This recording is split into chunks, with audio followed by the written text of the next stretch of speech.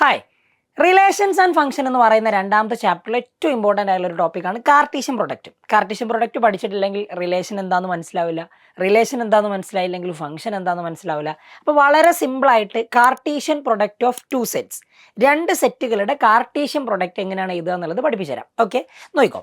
നമ്മുടെ കയ്യിൽ A B two sets, നമ്മൾ let A B two sets എന്ന് പറഞ്ഞ് എടുക്കുകയാണ്. എ എന്ന് പറയുന്ന സെറ്റ് 1, 2, 3 ആണ്. ആൻഡ് ബി എന്ന് പറയുന്ന സെറ്റ് നമ്മൾ എടുക്കുന്നത് 5, 6 ആണ്. Okay, then Cartesian product of A and B നമ്മൾ രണ്ട് രീതിയിൽ എഴുതാം. Cartesian product of A and B, എയുടെയും ബിയുടെയും കാർട്ടീഷ്യൻ പ്രൊഡക്റ്റുകൾ നമ്മൾ എഴുതുകയാണെങ്കിൽ നമുക്ക് ഒന്നെങ്കിൽ എ ക്രോസ് ബി എന്ന് എഴുതാം, രണ്ട് ബി ക്രോസ് എന്ന് എഴുതാം. ഇത് രണ്ടും രണ്ടാണ്, ഒരിക്കലും സെയിം അല്ല. എ ക്രോസ് ബി എന്ന് പറഞ്ഞാൽ ഇത്രയേ ഉള്ളൂ, വളരെ സിമ്പിളാണ്. ഇതൊരു സെറ്റാണ്. Okay, set of ordered pairs, ordered പേയേഴ്സിന്റെ സെറ്റാണ്. നമ്മൾ ജനറലി ഇതിന്റെ സ്റ്റേറ്റ്മെന്റ് എഴുതുകയാണെങ്കിൽ ഇങ്ങനെ എഴുതുക: A cross B is equal to set of ordered pairs x comma y such that. അവിടെ എക്സ് ഒക്കെ എയിലുള്ളതായിരിക്കണം, വൈ ഒക്കെ ബിയിലുള്ളതും ആയിരിക്കണം. ഇതാണ് ഇതിന്റെ സ്റ്റേറ്റ്മെന്റ്. എ ക്രോസ് ബിയുടെ നമ്മളൊരു സ്റ്റേറ്റ്മെന്റ് ആയിട്ട് എഴുതുകയാണെങ്കിൽ, അല്ലെങ്കിൽ ഒരു ഡെഫിനിഷൻ ആയിട്ട് എഴുതുകയാണെങ്കിൽ അങ്ങനെയാണ് പറയുക. നോക്ക്, ഈസിയാണ്. അപ്പൊ ഞാൻ ഈ എ ക്രോസ് ബി എഴുതുമ്പോൾ എക്സ് വൈ എന്ന് പറയുന്ന ഓർഡേർഡ് ബേസ് ആയിട്ട് എഴുതണം. ആദ്യം എഴുതുന്ന എക്സ് ഒക്കെ എയിലും രണ്ടാമത് എഴുതുന്ന വൈ ഒക്കെ ബിയിലുള്ളതാണോ? അപ്പോൾ ഞാൻ എങ്ങനെ എഴുതാന്നറിയോ? ഇവിടുന്ന് 1 എടുത്തു, അപ്പോൾ മറ്റേടത്തുനിന്ന് 5 എടുത്തു.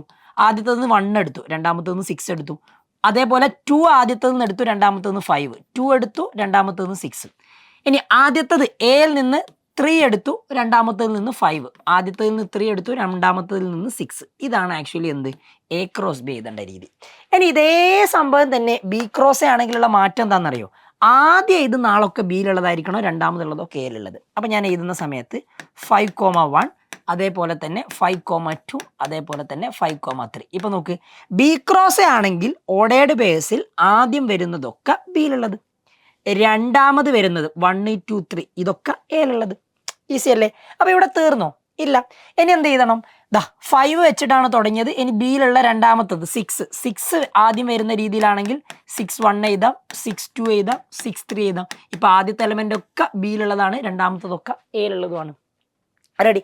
ഇനി number of elements of A cross B കാണുകയാണെങ്കിൽ, number of elements of A cross B, A cross ബിയിലെ എലമെന്റ്സിന്റെ എണ്ണം നമ്മൾ എങ്ങനെയാണ് റെപ്രസെന്റ് ചെയ്യാന്നറിയോ?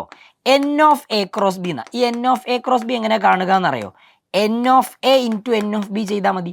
എയിൽ എത്ര എലമെന്റ്സ് ഉണ്ടോ ഇൻറ്റു ബിയിൽ എത്ര എലമെന്റ്സ്.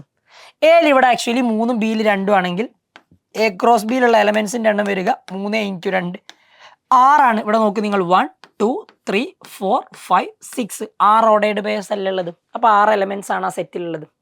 സിമ്പിൾ കാര്യം. ഓക്കെ, ഐഡിയ മനസ്സിലായല്ലോ?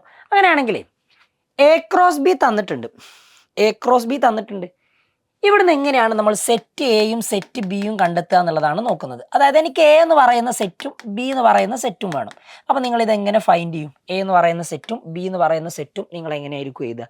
ഒറ്റ കാര്യം മനസ്സിലാക്കിയാൽ മതി. എ ക്രോസ് ബി എഴുതുകയാണെങ്കിൽ ഓർഡേർഡ് പേയേഴ്സിലെ ഫസ്റ്റ് എലമെന്റ്സ് ഒക്കെ എയിലുള്ളതായിരിക്കും. ഇപ്പോൾ ഫസ്റ്റ് എലമെന്റ്സ് എന്ന് പറഞ്ഞാൽ 1, 1, 2, 2 അല്ലേ? പക്ഷേ ഒരു സെറ്റിൽ ഒരു എലമെന്റേ വരും, അപ്പോൾ 1ഉം 2ഉം മാത്രം കൊടുത്താൽ മതി.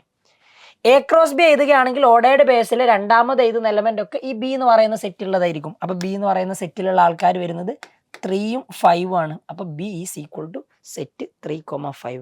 അങ്ങനെയാണ് നോക്ക്, 1, 3, 1, 5, 2, 3, 2, 5. കറക്റ്റ് അല്ലേ?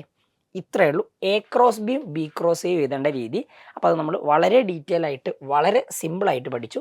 അങ്ങനെയാണെങ്കിൽ ഈ ക്വസ്റ്റ്യൻ്റെ ആൻസർ ഒന്ന് നിങ്ങൾ കമൻറ്റ് ബോക്സിൽ കമൻറ്റ് ചെയ്യുക കേട്ടോ. A is equal to A ആണ്, B is equal to B C ആണെങ്കിൽ what is A cross B? ഇതിൻ്റെ ആൻസർ ഒന്ന് നിങ്ങളൊന്ന് കമൻറ്റ് ബോക്സിൽ കമൻറ്റ് ചെയ്യുക. ഓക്കെ.